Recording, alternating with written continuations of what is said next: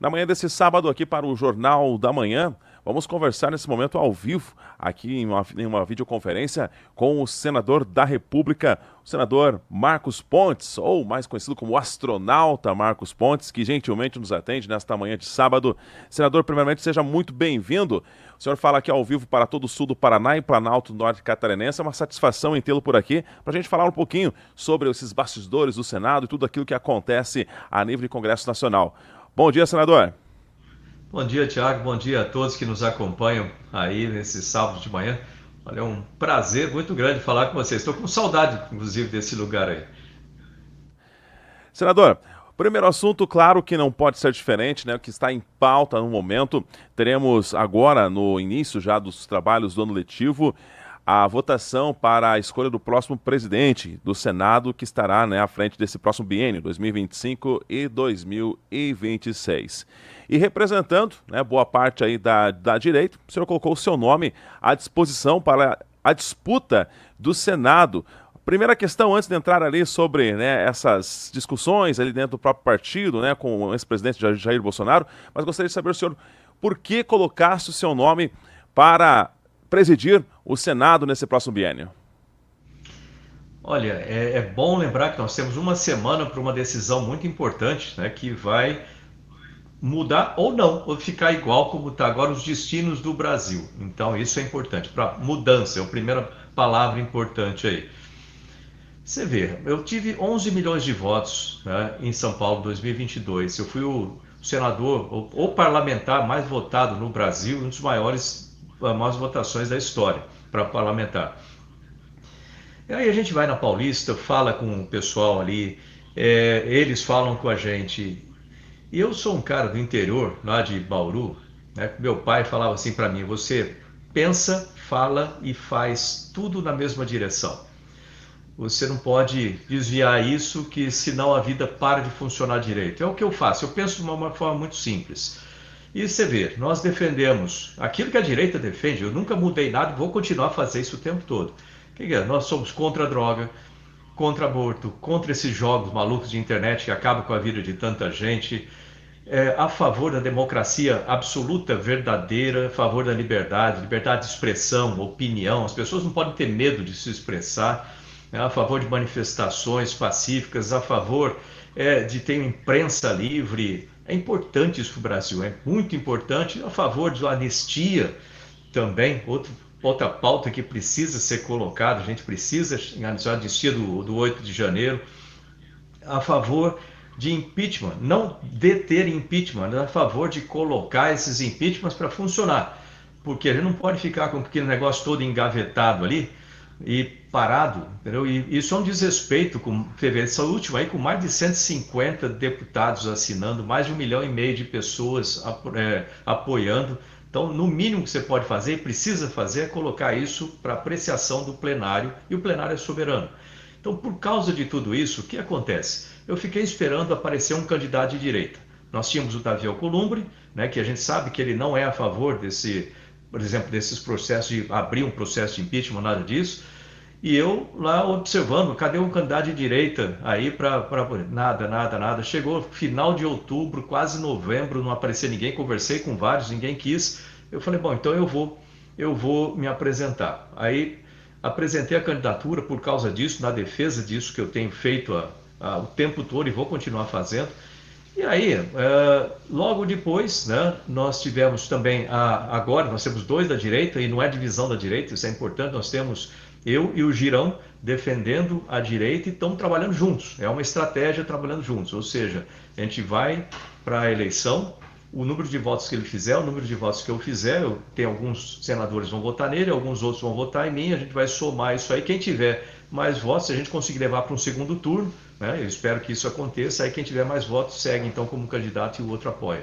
Então é essa estratégia aí da direita, e é essa a razão, né, basicamente é muito simples, a razão que eu me apresentei como candidato. E tomei todos os cuidados também, né, só complementando aqui, para que isso fosse feito de forma independente. Explico por quê. Né? Porque na época ele estava um zum zum, ninguém tinha falado ainda se tinha um acordo, se não tinha acordo do partido com o Davi, ninguém sabia, eu não sabia, ninguém falou comigo, ninguém tratou nenhum acordo comigo com isso. Mas, para tomar o cuidado devido, eu falei com o Valdemar, que é o presidente do partido, falei, Valdemar, eu vou me apresentar como candidato, por causa exatamente dessas razões que eu falei, só que eu vou apresentar como independente, justamente para não atrapalhar qualquer negociação que esteja acontecendo ou que vai acontecer entre partido e Alcolumbre, caso tenha. Então eu fico como independente e isso a gente sai, eu blinda o partido daquela situação que nós tivemos em 2019, em que nós tivemos o Rogério Marinho, eu votei nele como candidato do partido. E aí nós perdemos e ficamos, né, tivemos a retaliação de ficar sem espaço em mesa, sem espaço em presidência de comissão, não espaço em comissão, que obviamente isso é garantido por regimento, né, todos os partidos têm espaço em todas as comissões. E aí, para evitar qualquer coisa nesse sentido, eu falei, eu apresento como independente, se tiver alguma retaliação, vem em cima de mim, eu não vou ser presidente de uma comissão, não tem problema. O problema é que eu quero continuar a defender aquilo que eu falei com a população lá desde o começo da campanha e tudo, e falamos, eu vou manter isso aí. Ele falou, não tem problema, fica como independente, né, mas você vai ficar decepcionado, ele falou. Eu falei, tudo bem, eu prefiro ficar decepcionado com as pessoas do que ficar decepcionado comigo e com aqueles que me elegeram, com 11 milhões de pessoas ali. Né? Aí depois eu falei com o próprio Davi Alcolumbre, falei, olha, ele é meu vizinho de gabinete ali, eu me dou bem com ele como pessoa, mas ele acredita em algumas coisas ou não acredita. Por exemplo, ele já deixou claro que ele não vai abrir processo de impeachment e eu acredito em outras. E a gente tem que defender as nossas pautas. É assim que funciona um Senado. E nós temos a prerrogativa como senador de, se quiser, colocar a candidatura independente de qualquer coisa. Eu falei para ele, eu vou me apresentar por causa disso. Ele falou, não tem problema não. Eu entendo, né, isso aí. Eu falei, eu só quero deixar muito claro que eu sou independente. Então, qualquer negociação que você tenha com o partido ou venha a ter com o partido é a parte. Então, tenha, não quebre, eu não posso, não vou interferir em nada disso. Ele, não, tá tudo certo. E a partir daí, então, o partido está blindado e eu venho como independente. E a gente tem ali, então, como se fosse na linguagem de piloto, duas esquadrilhas indo para o mesmo alvo, indo para ter, ou a gente tem a vice-presidência, que o partido fez esse acordo para ter posição na mesa, então vice-presidência da mesa e uma presidência de comissão, né? Talvez duas, quem sabe, né? E se eu ganhar, a gente fica com a presidência do Senado, e aí realmente a gente tem a pauta na mão e pode realmente colocar para valer tudo isso aí. Então, da forma tranquila, como costumo trabalhar, com muita serenidade e assertividade. É isso que eu acredito e é isso que a gente está fazendo ali. Eu tenho certeza que isso é bom para o partido e não tem nenhuma razão para ter qualquer tipo de conflito. Isso aí muitas vezes é colocado mais pela imprensa do que qualquer outro lado. Então tá tranquilo. Senador, até acompanhando uma matéria aí do Correio Brasiliense, em uma entrevista recente que eles fizeram com o ex-presidente da República, Jair Bolsonaro, Bolsonaro afirma nessa entrevista que ele teria tentado, né, convencê-lo a não sair, né, porque, segundo Bolsonaro, já teria então apoio aí do PL a Davi Alcolumbre, já para não acontecer o que já aconteceu na eleição passada, onde a direita acabou sendo derrotada aí, pelo atual presidente, né, pelo Pacheco. O que houve de fato, né, não sei o que a gente pode dizer, né, nessa troca de farpas aí com o ex-presidente da República, Jair Bolsonaro? Não, o que acontece é que eu apresentei a minha candidatura, como eu falei, antes, porque não tinha nenhum candidato, a gente precisa ter um candidato de direita, isso é importante, depois o partido decidiu internamente lá e comunicou para a gente que apoiaria o Davi Alcolumbre. Não tem problema, eu respeito a posição do partido, é uma estratégia, né? E você ter a vice-presidência não significa que você vai poder pautar tudo o que você quiser, porque o vice-presidente não é quem faz a pauta. E você ter a presidência de uma comissão, que também não significa que você vai aprovar tudo, porque depende, logicamente, do plenário da comissão, que é composto de vários senadores de vários partidos. É assim que funciona. Mas eu respeito a decisão do partido, né? E eu já tinha tomado a minha decisão de participar, já tinha anunciado, inclusive, né? E às vezes o pessoal fala, olha, eu conheço o Bolsonaro há muito tempo, né? Assim, tipo uma amizade antiga.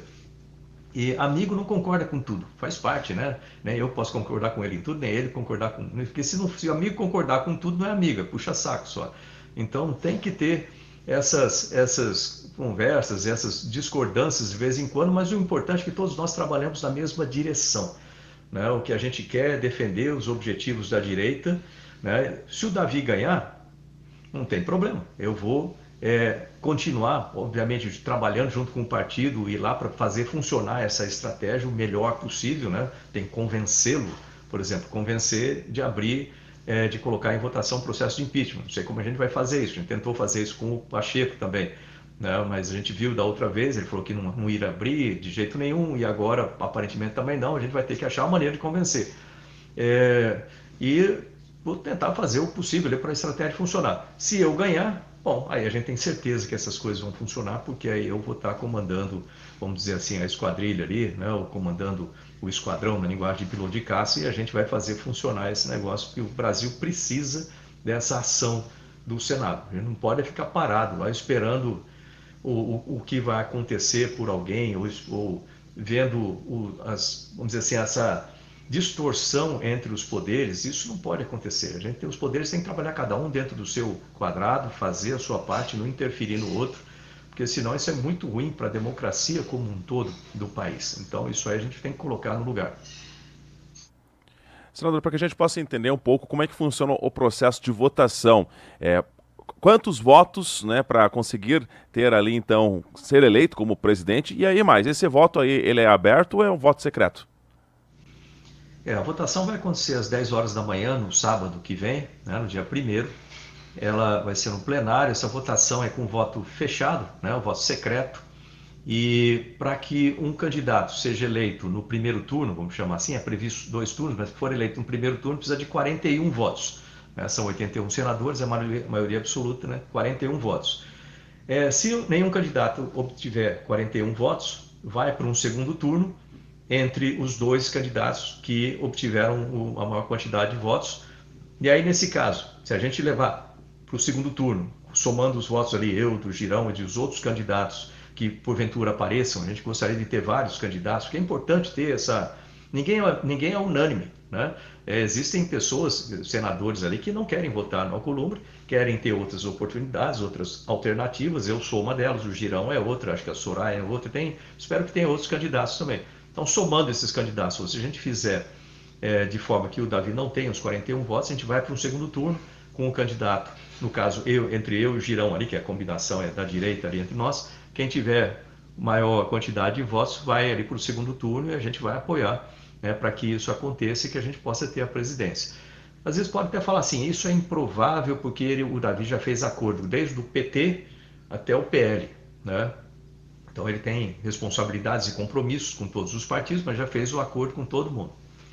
E aí, no caso ali, mas você tem que lembrar que quem vota não é o partido. Né? Se fosse isso, não precisava de democracia, não teria só o partido lá apertar e botar ali o voto e todo mundo votaria automaticamente com o partido. Não é assim que funciona. Né? Inclusive nas votações normais, você vai ver lá no painel que o presidente vai chamar cada partido para ver como que o partido vota e o partido vai dar uma sugestão para aquela pauta e o senador é livre para votar com o partido ou votar contra, se ele achar, ele ou ela, o senador, achar que deve, porque ele deve algum compromisso com os seus eleitores ou porque ele acredita em uma pauta que ele vê de forma diferente. Isso é normal de acontecer, essas distorções assim lá. Então, o senador, no final das contas, a senadora é um universo em si.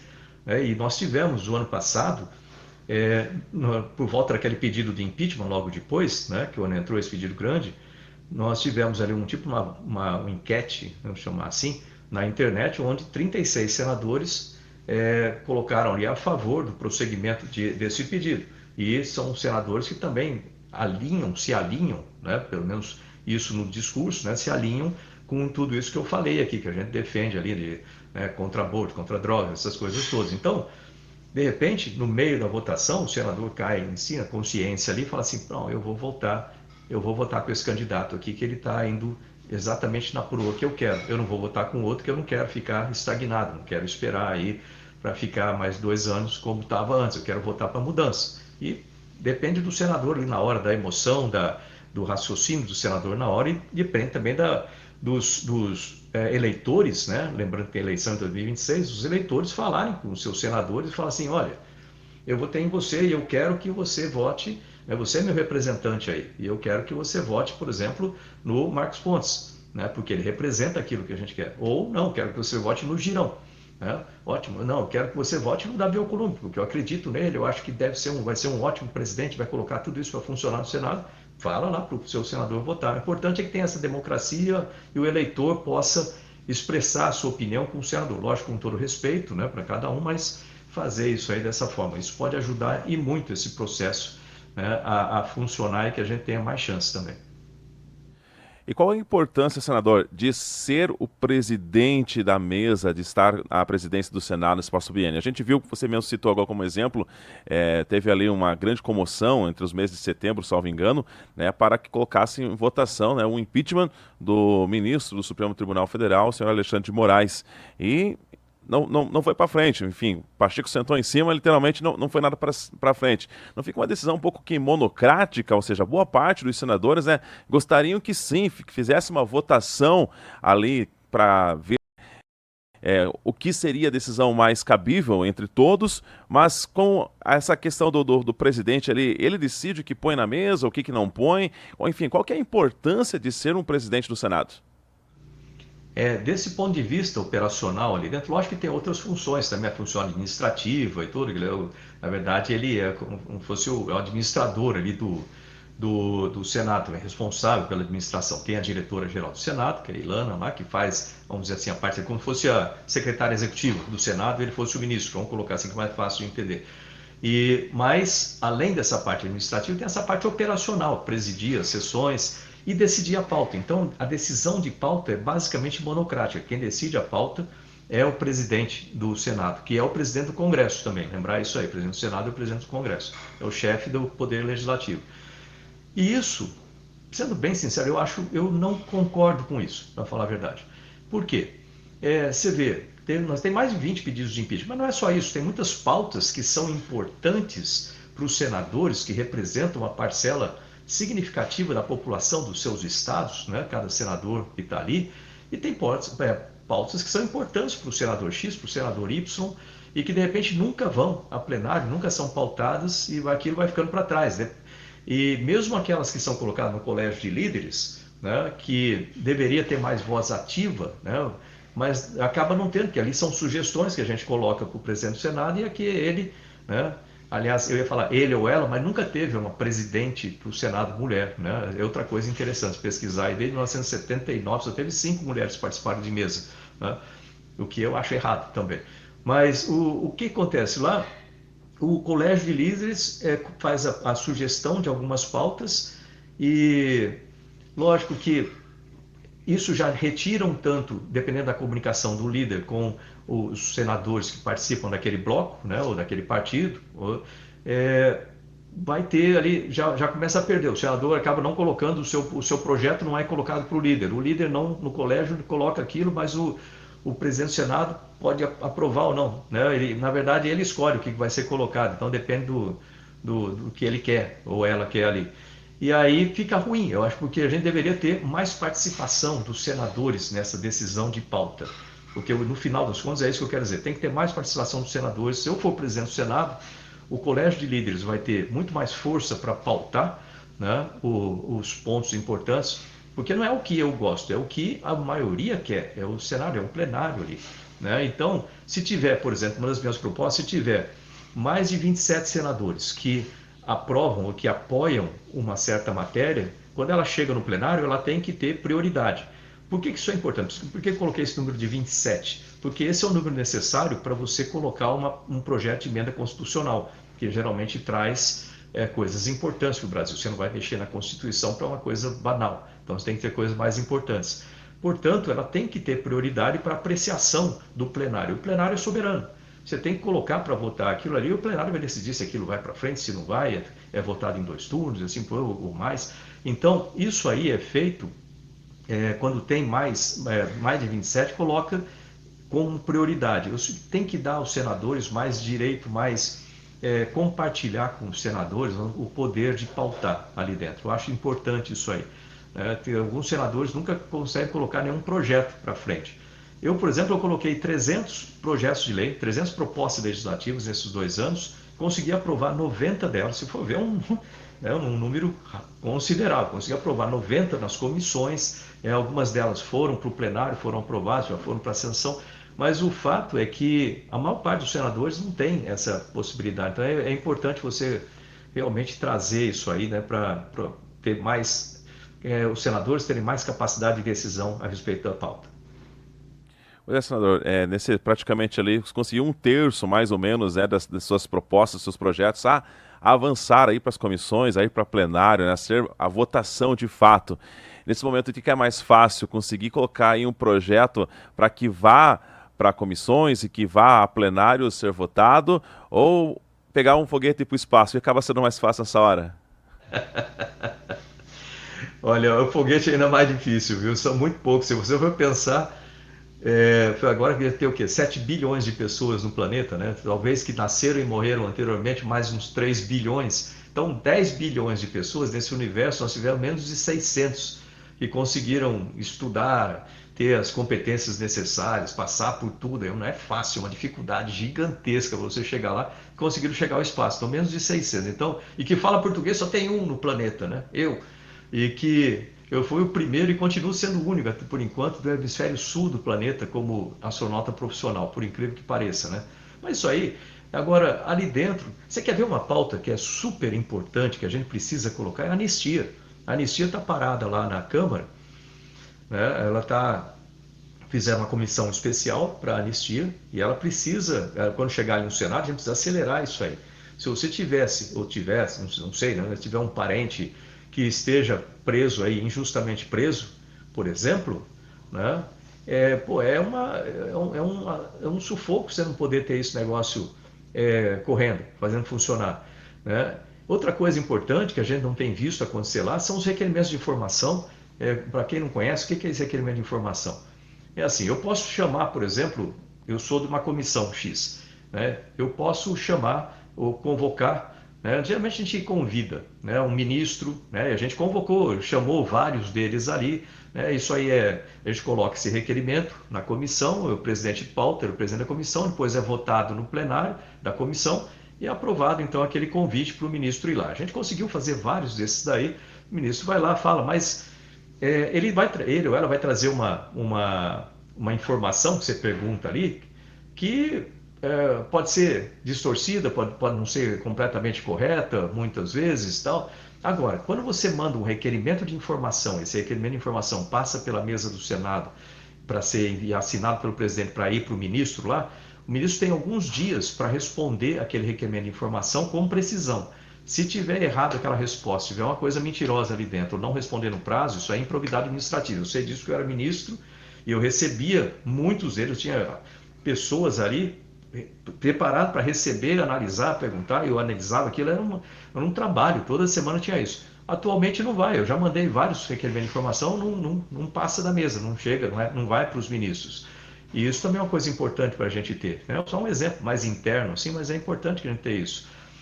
Outra coisa, ajustar com a Câmara dos Deputados para que os processos sejam mais expeditos, né, e mais fluidos ali entre o Senado e a Câmara e o Senado, de forma que seja os apensamentos. O que é apensamento? Você tem um projeto de lei que tem um assunto semelhante a um outro projeto de lei aqui. Geralmente o mais novo ele é pensado no mais antigo, né, para não ficar um monte de projeto correndo em paralelo sobre o mesmo tema. Mas às vezes os pensamentos não são feitos da forma correta.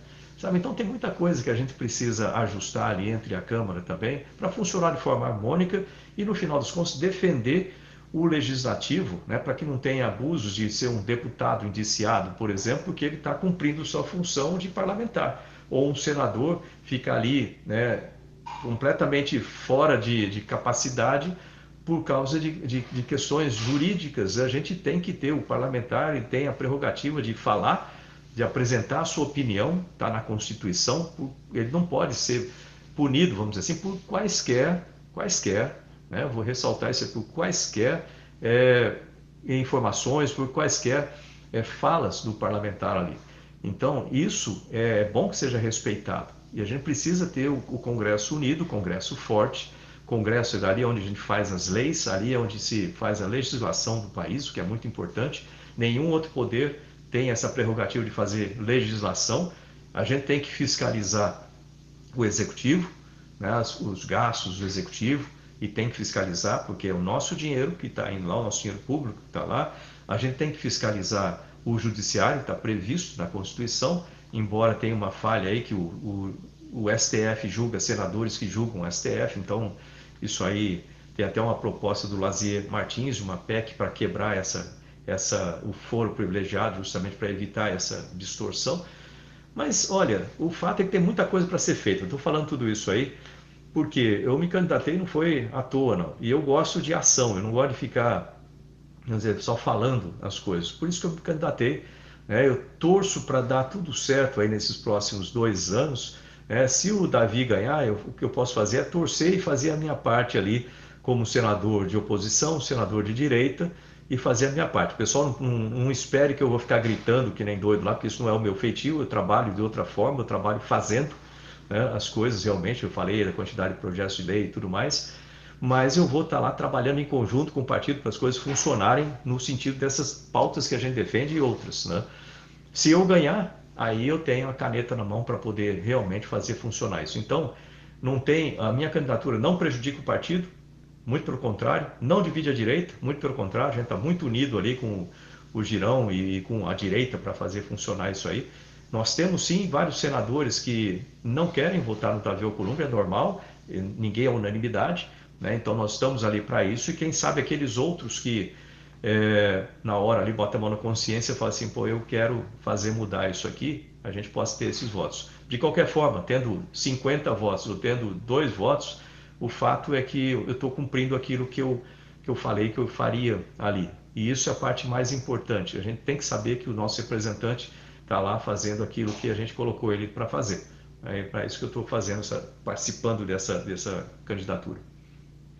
Senador, o senhor falou uma coisa importante, né? Que hoje a gente vive nesse medo jurídico, digamos assim. Se um senador, um deputado, o que teria, né, defendido pela Constituição a sua imunidade parlamentar, hoje, conforme o que ele fala, ele pode estar sendo aí processado, enfim, pode colocar em xeque, né, a sua vida política.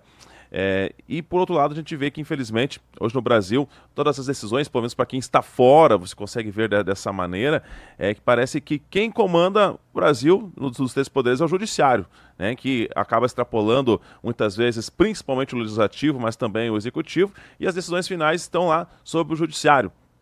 Sobre esse ponto de vista, você que está lá em Brasília, nos corredores de Brasília, o que se pode falar sobre essa questão aí de que parece que às vezes não se há o respeito entre os três poderes? O que a população brasileira pode esperar, em especial do Senado, o que pode justamente fiscalizar, no caso aqui, o Judiciário, hoje nossa Corte Maior, o Supremo Tribunal Federal? Olha, se eu tiver na presidência do Senado, você pode esperar aí realmente um trabalho intenso, né, e com as devidas conversas, primeiro, né, e periódicas entre os três poderes, para que a gente alinhe e coloque cada um fazendo o que precisa fazer, né, e só o que precisa fazer, e não o trabalho do outro. E existem remédios mais amargos, como a abertura de processos, tem tantos processos, processo de impeachment e assim por diante.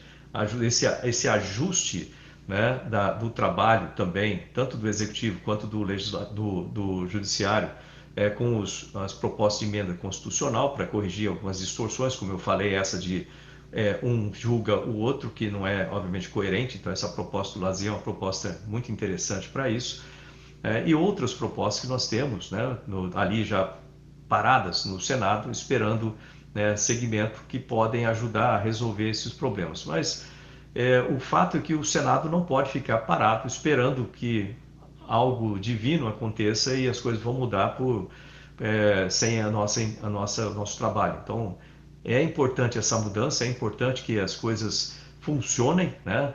E é importante que nós façamos a nossa parte ali para que essas coisas funcionem. Não pode ficar parado, como o pessoal tem reclamado, né? Por isso que a perda de prestígio do Senado, principalmente, é justamente isso, é como se fosse uma inação. E a gente tem que sair dessa inação e colocar em prática aquilo que precisa, recuperar o prestígio do Senado junto à população, recuperar o respeito junto aos outros poderes, tudo isso de forma idealmente harmoniosa, o que o país só tem a ganhar com isso aí. Se você tiver um comando autoritário de um só poder, Isso tem outro nome, uma coisa muito ruim, né, para quem defende a democracia. Excelente, senador, outro assunto também de extrema importância para a população, falando já nessa questão aí do direito de se expressar, muito se fala sobre a regulamentação, né, das mídias, em especial das redes sociais. Claro que alguns acabam abusando, sim, né, falam, enfim, o que querem, muitas vezes até o que não tem conhecimento, mas é preocupante, né, de muitas vezes tentar ali censurar o cidadão na sua maneira de se expressar, seja dizendo, o senador faz bom trabalho ou não faz bom trabalho, é a opinião dele, né, do cidadão. E, e uma das comissões importantes que tem lá, justamente no Senado, é sobre comunicação e direito digital, né? Gostaria que o senhor falasse um pouquinho sobre qual que é a importância dessa comissão e o que ela pode estar aí ajudando a defender o cidadão e nos seus meios digitais. Eu participo dessa comissão. Ela é uma comissão importante. Ela trata principalmente de assuntos relacionados à outorga de rádios, televisões e etc. Né, que eu, quando era ministro de comunicações, também fui ministro de comunicações, eu mandei para lá. Primeiro passa pelo Ministério, faz toda a análise com a Anatel e o Ministério, e depois dali vai o pedido então para o Legislativo, para análise final, a votação, para ver se aquele pedido, aquela outorga, por exemplo, é realmente concedida. Então, isso é um dos trabalhos ali. Outros, as análises com relação a qualquer tema relacionado ao desenvolvimento digital do país, então, da transformação digital e as suas consequências. Eu fui vice-presidente também da Comissão de Inteligência Artificial, que é um assunto que eu domino bastante. Eu trabalho, na verdade, na parte técnica de inteligência artificial já há algumas décadas, desde 1996, na verdade. Aí já na área de pesquisa, né, como pesquisador, é outro trabalho. Eu tenho, graças a Deus, essa facilidade de ter tido uma carreira muito ampla em muitas áreas, antes de ir para a política, antes de ir para ministério, da eleição, que permitiu, inclusive, que eu tivesse aí uma quantidade grande de votos, né, sem dúvida nenhuma, isso aí teve parte, né, teve também o apoio do presidente Bolsonaro, mas logicamente também a minha carreira anteriormente, né, que senão você não adianta qualquer apoio se você não tiver, né, um profissional adequado para aquilo. E aquilo ali, nessa área de digital, nós temos muitas oportunidades para o Brasil e riscos também. Vamos começar com inteligência artificial, que depois eu entro mais diretamente aí na parte de fake news. Porque a inteligência artificial acaba tendo algumas partes disso também. Se a gente não tiver, nós passamos a legislação de inteligência artificial, mas ela ainda não está 100%. Né? Não existe legislação que fique perfeita quando sai de lá. Ela sempre vai ter algumas distorções ali no meio, do ponto de vista de engenheiro técnico, né, vamos dizer assim, né, sai com certos desbalanceamentos na estrutura. Então, ela ainda precisa de melhoras que eu espero que tenha, aperfeiçoamentos que eu espero que tenha lá na Câmara.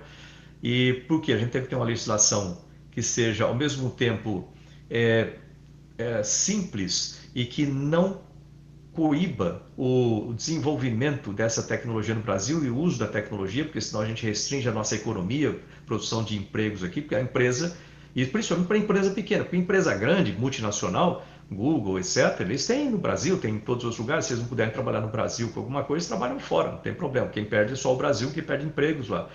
Agora, para as empresas pequenas, é essencial que a gente tenha aí uma legislação que permita o desenvolvimento, o uso disso de uma forma viável no Brasil, que não amarre esse desenvolvimento.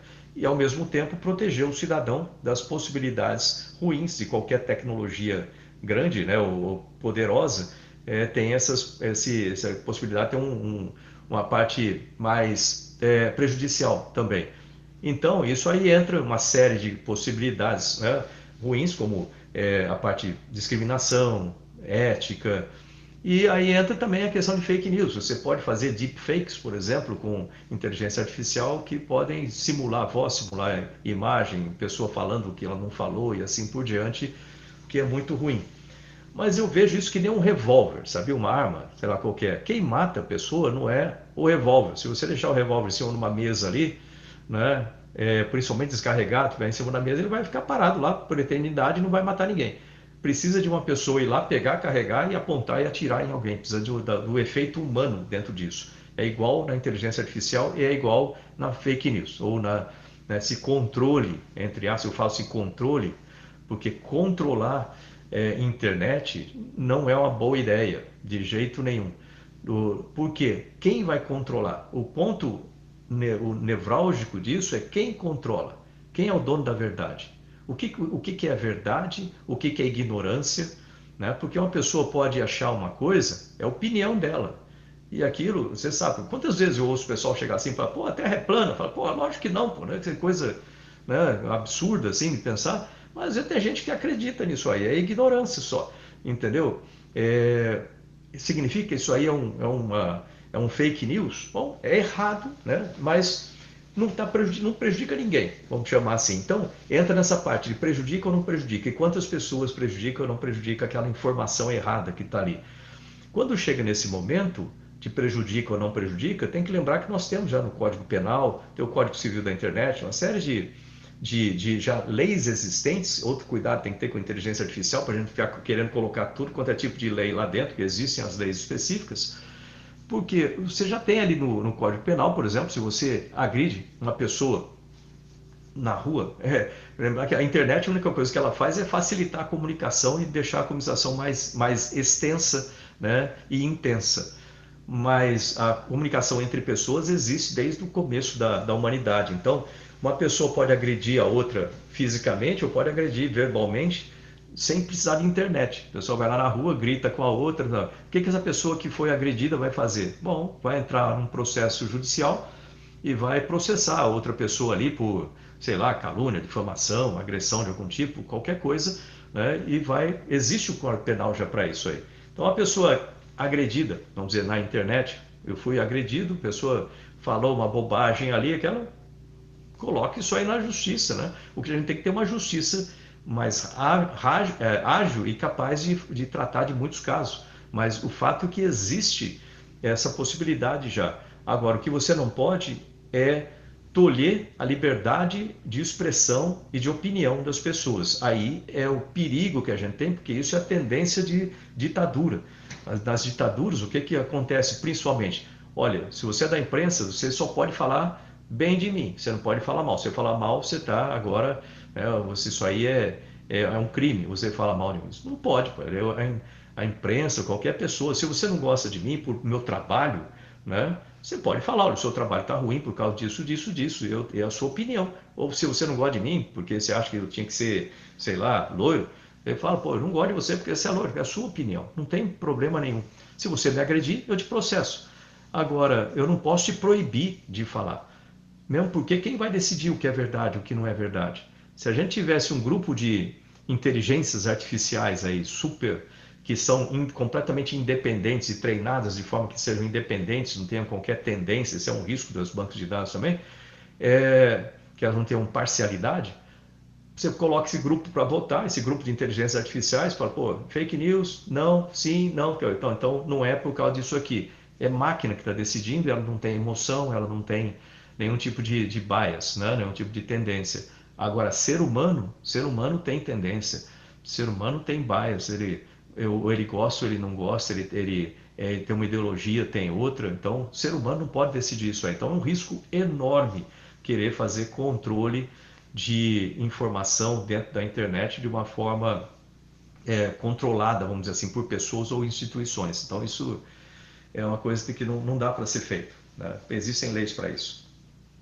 Excelente. Senador, nós vamos para um rápido intervalo aqui no Jornal da Manhã, nós voltamos já, estamos conversando com o senador da República, aí pelo PL, astronauta Marcos Pontes. Voltamos já, o senador vai falar ainda sobre o seu trabalho lá no Senado e, claro, todas as expectativas, em especial para essa votação que acontecerá muito em breve aqui para a presidência do Senado. O Jornal da Manhã volta em instantes.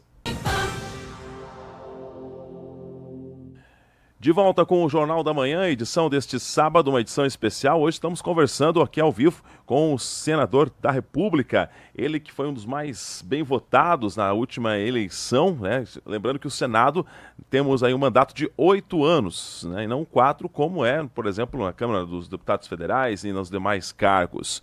E nosso entrevistado de hoje, Marcos Pontes, o astronauta Marcos Pontes, que tem aí uma grande trajetória de vida profissional e que também está escrevendo a sua história dentro da questão política. Senador, falando justamente sobre a sua trajetória dentro da questão política, acabei de mencionar que é um mandato de 8 anos, né? Foram apenas aí 2 anos até o presente momento cumpridos, tem ainda mais 6 anos pela frente, mas o que até o presente momento já pôde estar apresentando nas comissões, quais foram os seus projetos de cunho de interesse à população brasileira e que está lá, a assinatura do senador Marcos Pontes.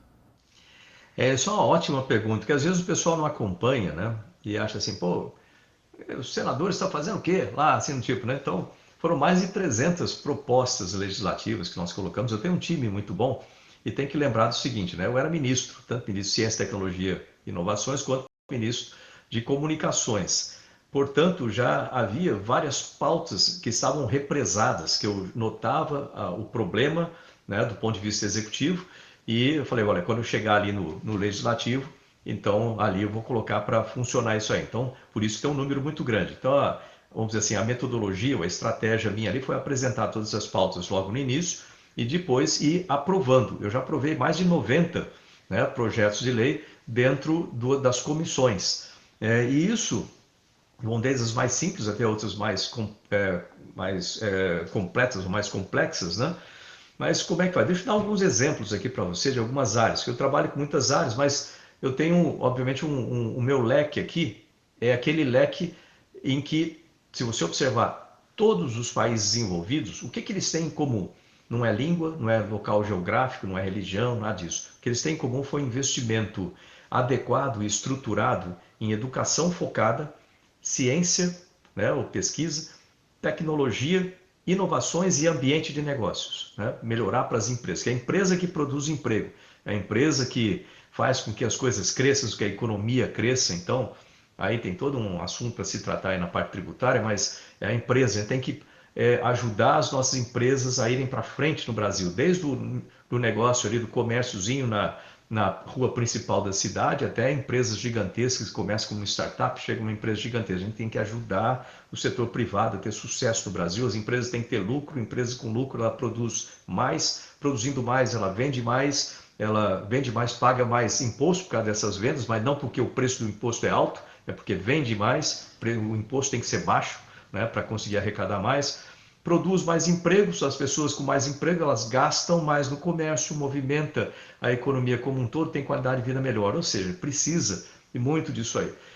E a tecnologia ajuda nesse sentido como um todo. Portanto, grande parte dos meus projetos são ligados a essas áreas, então educação, ciência, tecnologia, inovação e ambiente de negócio. Então vamos lá para algumas coisas assim que a gente tem apresentado.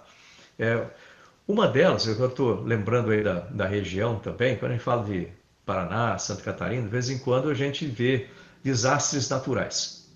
Infelizmente, a gente perde todo ano, por volta de abril, aí, muitas pessoas por causa das os mesmos fatores contribuintes, né? Ou seja, deslizamento de terra, enchentes, casa sendo desmontada com essas situações e assim, gente sendo carregada pela enxurrada. E isso tem que parar. Ou seja, a gente precisa ter um gerenciamento de riscos no Brasil. O gerenciamento de riscos é diferente de prevenção. Prevenção está dentro do gerenciamento de riscos. Então, como é que isso aí funciona?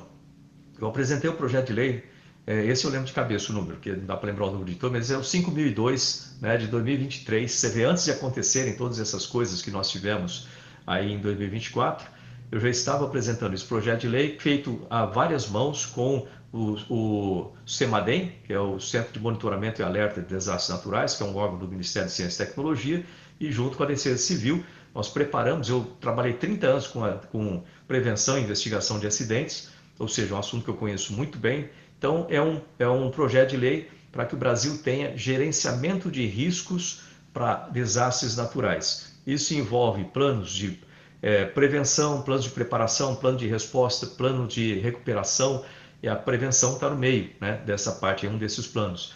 E então, se nós tivermos esses planos em todas as cidades e executados pelos prefeitos, independentemente de que partido, de quando tiver, quem é a equipe que está de serviço naquele mandato ali, nós vamos preservar muitas vidas. Então, esse é um dos projetos que estão lá, um exemplo de projetos. Outros projetos também ligados à dengue, por exemplo, a poder é um problema que já afeta o Brasil há tanto tempo, tem muita tecnologia para ser utilizada e a gente vê o Ministério da Saúde não fazendo o trabalho de casa que deveria fazer e muita gente morrendo de dengue ainda no Brasil, né? E tem causas que, desde a tecnologia até causas simples, os agentes de saúde não conseguem entrar dentro das casas abandonadas porque é proibido o agente de saúde. Então, colocamos um projeto de lei lá também para que o agente possa entrar em casas abandonadas para combater lá focos de dengue. Parece coisa simples, mas é uma coisa que afeta muita gente. A lei do bem é uma lei utilizada dentro do sistema de ciência e tecnologia, em pesquisa e desenvolvimento, em que as empresas podem destinar partes dos seus impostos para o desenvolvimento de inovações, desenvolvimento de tecnologias daquele setor. E isso aí, o resultado disso dá em torno de 27, 29 bilhões de reais por ano para o setor de pesquisa e desenvolvimento como um todo. Ou seja, esse dinheiro investido vai somar tudo isso aí. E ela precisava de muitos consertos nessa lei, que eu sentia isso, que o Ministério de Ciência e Tecnologia, quem coordena a lei, faz a homologação desses projetos, e estava muito pobre, vamos chamar assim, essa lei, com uma série de furos ali, tanto em termos de tempo para a utilização dos créditos para as empresas, quanto em termos do tipo de empresa que pode utilizar e assim por diante. Então nós fizemos ali uma proposta, eu fui relator também dessa proposta com o Exalci. Então fizemos uma nova lei do bem ali para melhoria muito grande e aproveitando também a lei das startups, melhorar, né, o marco das startups, que é outra coisa que se conecta com isso, então para melhorar o ambiente de negócios também. Outra que a gente está mexendo agora é a lei das TICs, né, também de tecnologia de informação e comunicação.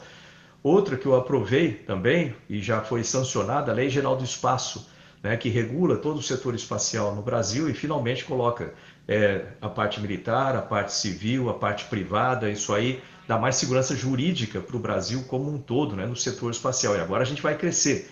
Consegui aprová-la também, né, a criação da empresa Alada. A empresa Alada, que eu tenho trabalhado com isso aí, com a Força Aérea, desde 2008.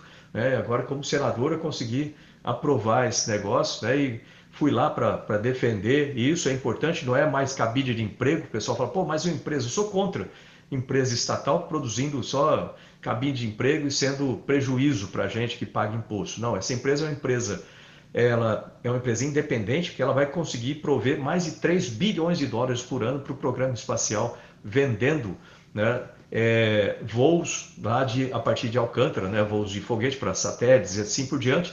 E isso, se a gente pegar 1% do mercado internacional de microsatélites e pequenos satélites, a gente chega aí a 3 bi por ano. Aí a gente tira o nosso programa da estagnação por falta de dinheiro, né? Outra coisa importante que a gente conseguiu aprovar ali, que eu comecei como ministro, terminei como senador, foi a participação do Brasil no CERN, no acelerador de partículas, né, lá de Genebra. E eu aprovei depois lá no Senado, né? Passei lá pelo Senado, foi aprovado.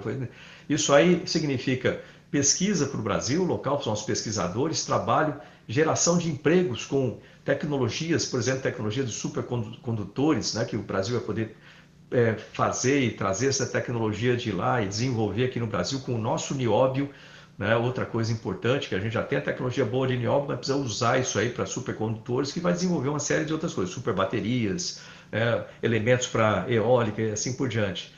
Outra coisa importante, eu coloquei também um marco para utilização de álcool de baixo carbono, né? Que é um pouco diferente o álcool, desculpa, do hidrogênio de baixo carbono, que é um pouco diferente do hidrogênio verde, né? Por causa do tipo de material, não sai de água, sai aí de etanol, que o Brasil precisa, pode ser um protagonista mundial dessa área. Tem lá um projeto meu também. Tem projetos em uma série de áreas. Eu vou parar por aqui, que senão fica meio chato, né? Fica um monte de coisa. Mas eu peço para o pessoal entrar no portal do Senado, entra lá na minha página do portal do Senado, né? Procura os projetos de lei, ou simplesmente entra no portal e coloca meu nome, senador astronauta Marcos Pontes, projetos de lei. Então vai ter uma relação extensa lá de projetos, e eu peço apoio aí da população também, né? Para que ajude ali. Até uma coisa importante que eu esquecendo aqui, a PEC 31. A PEC 31 é uma PEC da ciência para aumentar o investimento do Brasil. Isso não é só do setor público, é setor público, privado, terceiro setor, em pesquisa e desenvolvimento. O Brasil investe atualmente 1,1% do PIB só. em pesquisa, desenvolvimento e inovação. A média dos países da OCDE é de 2,73% do PIB. E essa PEC prevê o seguinte, que em 10 anos o Brasil sai de 1,1 e chega pelo menos em 2,5. E com isso aí, pô, a gente vai ter, aí sim, chance do país ser desenvolvido. Porque não existe desenvolvimento se a gente não conseguir ter investimento correto em ciência, tecnologia e inovação. Né? Então, também é uma das PECs, e cada vez que eu vou falando vai surgindo outras coisas na cabeça aqui, mas eu vou parar por aqui, para o pessoal ir lá dar uma pesquisadinha, que é importante, né? Acompanhar, estar com a gente aí nessa batalha, né? Colocando projetos de lei e projetos de emenda constitucional, que tem várias linhas aí com relação, inclusive essa que a gente estava falando com o STF e com o Judiciário, para que a gente faça melhor controle de tudo isso também. Excelente. Bom, o senhor falava lá justamente sobre a questão do investimento do Brasil em pesquisas que ainda, né, deixa a desejar, mas esse cenário eu acredito que ele era ainda pior, né? Quando você assumiu o ministério, como que foi ver como estava o Brasil até aquele momento, né? E houve aí de fato um avanço na questão tecnológica, no avanço das pesquisas de 2019 para cá, mas ainda, claro, se a gente for comparar com alguns países da Ásia, até mesmo os Estados Unidos, entre outros países, o nosso investimento é muito baixo. Mas a situação era bem mais crítica ainda, né? Acredito eu, né? O que acontece é que não é só a questão do orçamento. O orçamento sempre foi um problema, continua sendo, mas durante a minha gestão eu consegui liberar o Fundo Nacional de Desenvolvimento Científico e Tecnológico. Foi com a Lei 177 que eu consegui aprovação no Senado, na Câmara, ali quando ministro, da liberação desse fundo. Então, Lei 177 de 2021, e isso significa a utilização de aproximadamente 10 bilhões por ano, que vem do setor privado, para investimentos em tecnologia. Até então, o que acontecia? Esse dinheiro era todo retido no Ministério da Economia ou da Fazenda, basicamente 90% retido lá, e a gente utilizava de 9, 10 bilhões, utilizava 90 milhões. Ou seja, era muito ruim isso aí. E com esse recurso, a gente tem toda uma estrutura, né, de governança desse fundo, que o ministro é responsável, né, eu era responsável como presidente desse conselho, né? Vem os projetos lá de cada uma das áreas, passam pela parte administrativa e depois chegam para aprovação num conselho de 17 pessoas, em que a gente aí destina esses recursos. Então, nós tivemos um salto gigantesco, né, do orçamento minúsculo do Ministério, que continua sendo apertado em termos da União. Eu falei assim, olha, eu não posso ficar preso só nisso, porque a gente lembra que teve uma pandemia, e aí a gente tinha que disputar o orçamento com o Ministério da Saúde, com o Ministério em termos de assistência, então não dava para você comparar. Então deixa eu arranjar outras fontes. Então foi por isso que a gente conseguiu liberar o FNDCT e também colocar um projeto em que as empresas consigam investir em projetos de centros de pesquisas públicos, através do TCU. O TCU conseguiu fazer um sistema de governança, de controle, para que isso fosse possível, semelhante ao que existe nos Estados Unidos. Isso tem no site invest.mcti.gov.br, é outra fonte também de recursos. E por causa disso, eu consegui fazer coisas no Ministério que estavam paradas há muito tempo. Assim, e não é só recurso, você tem que ter governança correta, eixos, né, bem desenhados, políticas bem desenhadas. E como eu trabalho com ciência e tecnologia a minha vida toda, 20 anos na NASA, você acaba aprendendo muito a fazer isso. Então, o Ministério virou uma máquina de desenvolver coisas. Nós criamos o INPA, o Instituto de Pesquisas Oceânicas, né, o INPO, né, que era um desejo da comunidade científica há mais de 17 anos quando eu estava lá. Então, nós criamos isso. Criamos mais um laboratório lá na Antártica. As pesquisas da Antártica são importantes para a nossa meteorologia, para conhecer a meteorologia do país todo. Isso é importante para a agricultura, para a prevenção de desastres naturais. Coloquei lá o Criosfera 2, mais um laboratório.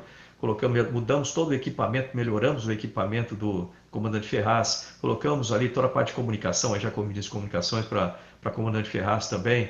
A gente sustenta a manutenção dos navios da Marinha para ir para lá. 50 laboratórios na Amazônia, no projeto Salas, o pessoal pesquisar aí, né? Salas, Sistema Amazônico de Laboratórios Satélites. São 50 laboratórios fixos no solo e móveis lá, que podem ser colocados em qualquer lugar e reconfigurados em última geração de laboratórios, 50 deles para pesquisar a biodiversidade da Amazônia, evitar, né, atrapalhar desmatamento ilegal também nas áreas do cinturão. Além disso, desenvolver, pegar os ativos de lá, desenvolver novos remédios, medicamentos e tudo mais, com fábricas de moléculas, em três fábricas de moléculas, e um centro de medicamentos lá em Botucatu, além do Centro Nacional de Desenvolvimento de Tecnologias de Vacinas. Hoje o Brasil é capaz de desenvolver vacinas graças à minha gestão no Ministério de Ciência e Tecnologia, que o Brasil antes sempre produziu vacina com tecnologia dos outros, mas desenvolver vacina nunca tinha desenvolvido nenhuma. Agora a gente tem capacidade de desenvolver lá em Minas Gerais, do lado da UFMG, no Centro, né, de Tecnologia de Vacinas. Além disso, também recursos para colocar lá o Laboratório de Biossegurança 4, o único da América Latina e o primeiro do mundo a ser acoplado num acelerador de partículas. A gente vai conseguir desenvolver vacinas e remédios em metade do tempo, graças a isso aí, com toda a segurança para os pesquisadores e para quem está fora também, para não vazar um vírus de altíssima letalidade. Então, isso também é uma... Demos aceleração também no projeto do o RMB, né, o reator multipropósito, para a gente desenvolver um reator nuclear para a Marinha, para o motor da Marinha, para a movimentação do submarino, e também muitas outras coisas, né, da área médica, por exemplo, que são desenvolvidas. Olha, foram inúmeras coisas que eu fiz lá no Ministério de Ciência e Tecnologia. Mas eu não sou aquele cara que gosta, que nem aqui eu estou falando bastante, mas eu preferia lá pegar minha equipe, botar a equipe para trabalhar. Eu tinha 15 reuniões por dia para botar para trabalhar e fazer a coisa direitinho, do que ficar anunciando. Então, eu sei que parece um comportamento meio estranho para um político, mas eu gosto mais de fazer do que falar as coisas. Eu não, esse negócio de fazer só fachada, ir lá, faz inauguração bonita e depois não faz nada, né? Isso aí para mim não é comigo, não. A gente tem que fazer as coisas. Inclusive, eu estou participando aí para ser candidato à presidência do Senado justamente por causa disso. Não só falar, ir lá e fazer as coisas funcionarem. Excelente. Bom, senador, nosso tempo também é curto, sei também, né, que da sua agenda é bastante apertada, mas gostaria que deixar esses espaços para que o senhor pudesse falar agora ao povo brasileiro, assim como também sobre o que desejas para esse 2025, 2026. E claro, a gente deseja uma boa sorte aí nessa disputa à presidência do Senado e que a gente torce sempre para o melhor para o nosso país. Hein? Por gentileza, os nossos microfones aqui da Jovem Pan estão sempre à disposição para levar as boas novas aí ao povo brasileiro. Senador, muito obrigado. Suas considerações finais, por gentileza. Obrigado, Tiago. Um abraço aí a todos que estão nos acompanhando. É sempre muito bom falar de coisas importantes para o nosso país. Como mensagem final, né, o que eu digo é o seguinte, né? Eu estou lá nessa disputa para a presidência do Senado porque eu estou defendendo aquilo que eu acredito, aquilo que eu defendo já desde o tempo da campanha, falando aí de contra drogas, contra aborto, contra jogos, a favor de democracia, a favor de liberdade, a favor da anistia, a favor, né, de dar seguimento nos processos de impeachment. A gente precisa ter isso aí, precisa botar o Senado para funcionar e realmente ir para frente, né, e não ficar estagnado. Então, eu me apresentei como candidato de direita, porque até então, até novembro, começo de novembro, não tinha nenhum candidato que tinha se apresentado, a gente não pode ter um candidato só. Eu apresentei de forma independente, não atrapalha de forma nenhuma a negociação ou o acordo do meu partido, do PL, com o Davi Alcolumbre, que eles resolveram apoiar o Davi Alcolumbre por conta de ter cargos como vice-presidente e como presidente de uma comissão. Mas eu acho que a gente tem que ter um candidato de direita, portanto, minha candidatura é independente, não atrapalha, na verdade é muito boa para o partido também. Se eu ganhar, o partido tem a presidência, se o Davi ganhar, a gente tem a vice-presidência, ou seja, não tem o que perder. A direita está muito unida, eu e o Girão ali participando juntos, né? Depois a gente se junta no segundo turno para que a gente consiga vencer essa eleição. E eu espero coisas muito boas para o Brasil, sabe? A gente precisa trabalhar, não pode desistir desse Brasil aqui de jeito nenhum. Eu sei que às vezes a gente fica chateado com as coisas que acontecem, mas pode contar comigo lá no Senado. Se eu for presidente do Senado, mais ainda. Se eu não for, eu vou continuar a trabalhar por todo mundo. Aí tem que lembrar de uma frase que passou pela cabeça agora, duas frases, né, importantes. Três. Primeiro, Martin Luther King, fez aniversário recentemente, né? O pessoal lembra do aniversário.